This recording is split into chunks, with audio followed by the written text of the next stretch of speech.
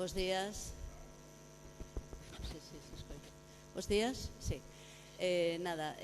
Benvidos, benvidas a esta 12ª xornada dos clubs de lectura. Facemos unha dúcia. Moitas dos que estades aquí estivestes en todas. Nos vamos conocendo. E benvidos tamén ás persoas que se incorporan a esta aventura dos clubs de lectura. Agradecer á señora conselleira Carmen Pormat que estemos con nós esta mañán e que será quen vos deu saúdo. Están tamén na mesa Susana Castro, subdirectora de Centros, e José Manuel Pinal Rodríguez, que, como sabedes, é o director xeral de Centros e Recursos Humanos. Son as persoas das que depende a Asesoría de Bibliotecas Escolares, que coordina os programas de bibliotecas e de fomento á lectura na Consellería. Gracias, señora conselleira. Moi bo día a todas e a todos, señor director xeral, señora subdirectora xeral, equipo, maravilloso equipo da subdirección xeral que se adica ás bibliotecas escolares e participantes nesta xornada. Benvidas e benvidos a todas e a todos a Santiago para celebrar xa esta 12ª xornada dos clubs de lectura. E digo celebrar porque, bueno, ao final esta xuntanza é tamén de algún xeito un encontro de convivencia e de lecer, non? Un encontro que nesta dúcia de anos foi medrando, foi evolucionando, implicando cada vez a máis xente, as persoas que coordinan os clubs de lectura e o alumnado, por suposto, pero tamén as familias, os centros e as comunidades nas que se inciden. O amor pola lectura demostra ser contagioso, eso é algo moi importante e moi constructivo. Os clubs de lectura son unha iniciativa pioneira dentro dos centros de ensino. En Galicia o fenómeno ten tanto éxito que chama a atención de expertos en materia de lectura do resto de España, onde se están estendendo cos nosos clubs como unha referencia.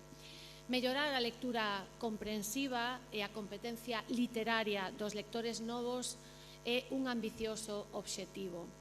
A lectura é clave na construción dunha sociedade máis avanzada, máis xusta e máis libre, na formación dos cidadáns dunha sociedade democrática, porque se non entendemos o que lemos, acabaremos por non entendernos entre nós.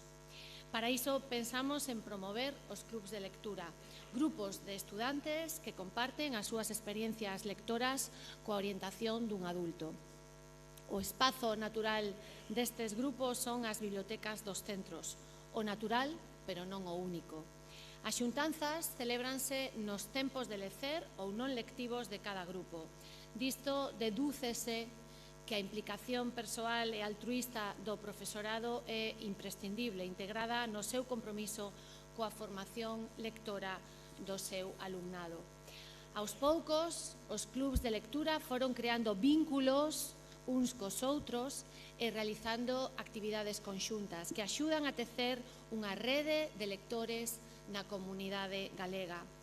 Descobren ou dan vida ás rutas literarias, recuperan as lecturas dramatizadas ou establecen liñas de colaboración con bibliotecas municipais e con entidades culturais do seu medio máis próximo.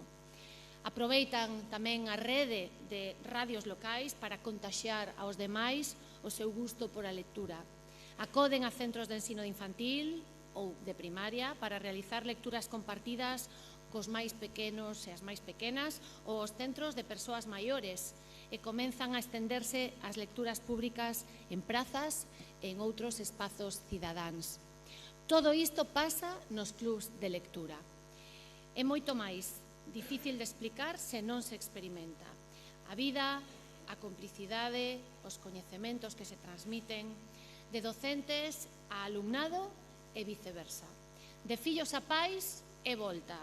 Unha corrente que vai e que ven, que flúe e que medra, compartindo experiencias lectoras que é compartir un imaginario común, que é achar lugares de encontro polos que transitar xuntos. Unha experiencia moi positiva e que leva funcionando máis dunha década. Era, sen dúbida, o momento de abordar un estudo sobre esta iniciativa, cumprindo unha das accións previstas no Plan LIA, que contempla a realización de investigación dos programas que se levan a cabo neste ámbito.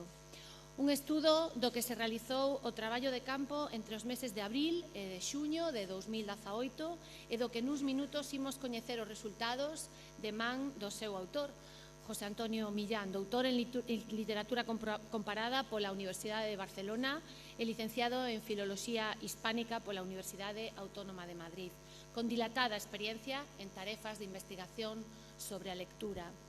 O que nos ofrece este estudo é un achegamento á relación que teñen coa lectura tanto o alumnado como os adultos que forman parte dos nosos clubs de lectura. E aí están, xunto ás familias, os docentes comprometidos con esta causa que lles achegan oportunidades de ler e de conversar sobre as súas lecturas. Unha experiencia sobre espazos de socialización e oportunidades para crear lazos de amizade, sobre lugares nos que sentirse seguro e valioso a pesar de ser diferente, sobre tempos nos que desenvolver habilidades sociais de alto nivel que repercuten despois na vida académica e na vida social do noso alumnado.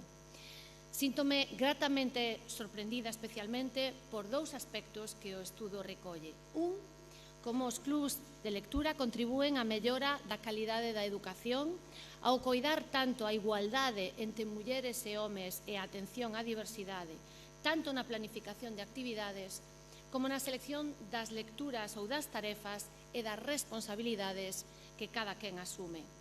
Dous, como estes grupos de lectura incrementan a capacidade do alumnado para manter unha conversa constructiva, facer escoita activa, respetar as opinións alleas, concienciados do valor da conversa como ferramenta de construción de significados compartidos. O diálogo, un arte que ata os maiores estamos a piques de esquecer. Quero, pois, darvos os parabéns e animarvos a seguir por este camiño, porque compartir a experiencia lectora sería xa un motivo máis que sobrado para continuar. Pero estades a facer moito máis, estades creando unha nova sociedade, estades creando unha sociedade lectora. Confío en que esta xornada, que, como dicía, é unha festa, é unha xornada de lecer, vos sexa de motivación e de utilidade. Hai moito que aprender do traballo dos demais, hai moitas ideas que compartir e moito coñecemento que extraer destes autores cos que tedes o privilexio de compartir hoxe o día.